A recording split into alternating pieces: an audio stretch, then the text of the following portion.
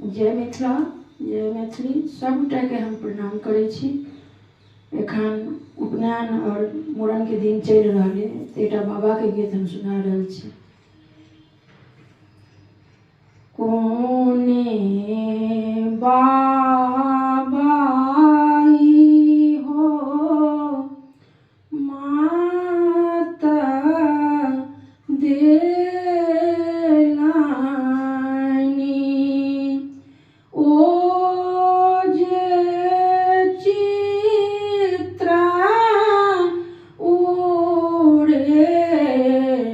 हाला हे कोने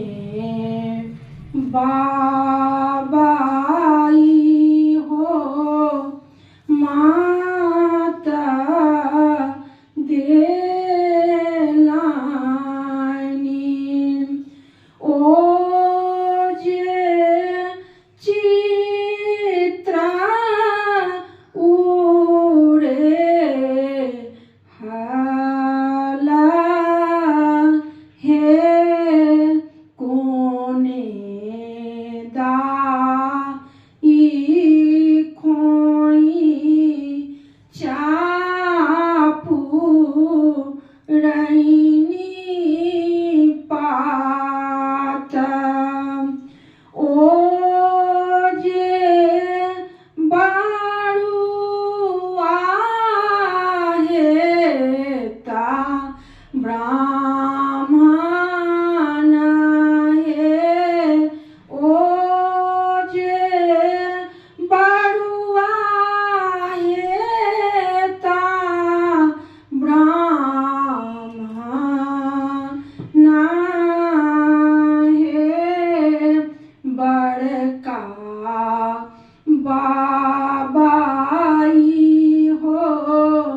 माता देलानी, ओ जे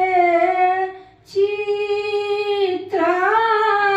उड़े हाला हे, ओ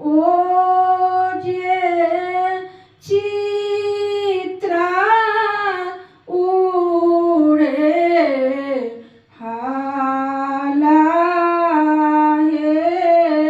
अपन दाई खोई चापू रैनी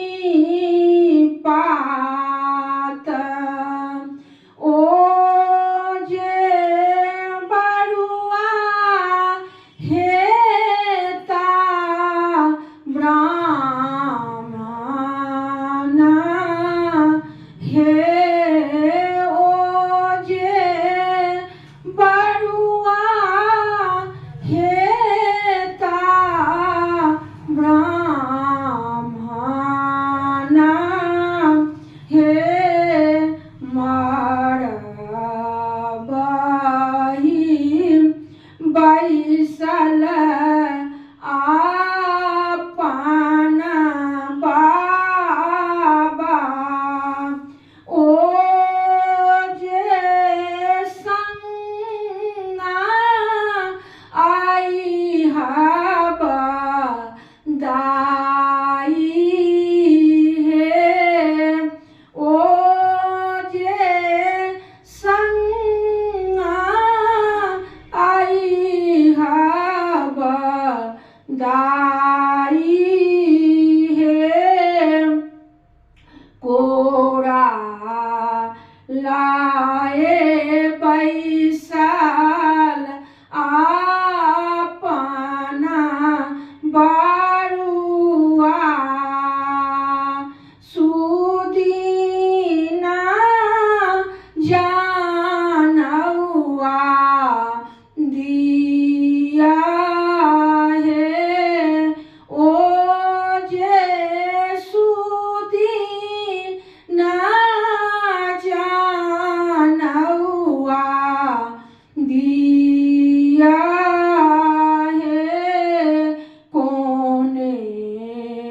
बा